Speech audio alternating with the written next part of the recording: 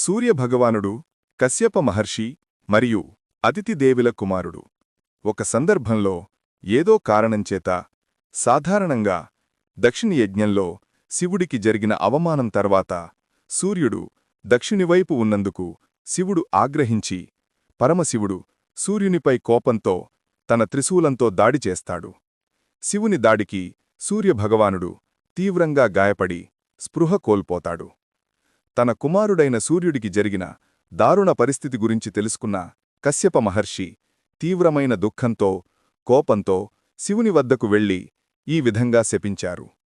ఓ శంకర, నీవు కారణం లేకుండా నా ప్రియమైన కుమారుడైన సూర్యుడి గుండెను త్రిశూలంతో ఛేదించి అతడికి తీవ్రమైన బాధ కలిగించావు. నా పుత్రుడికి ఏ బాధ కలిగిందో సరిగ్గా అదే విధమైన బాధ నీకు కూడా కలుగుతుంది.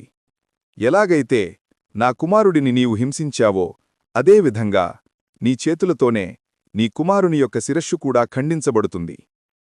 కశ్యప మహర్షి ఇచ్చిన ఈ శాపం ఫలితంగానే భవిష్యత్తులో శివుడు పార్వతీదేవి సృష్టించిన గణేశుడిని తన కుమారుడిగా గుర్తించలేక కోపంతో అతని తలను ఖండించవలసి వచ్చిందని ఈ పురాణ కథనాలు తెలుపుతాయి.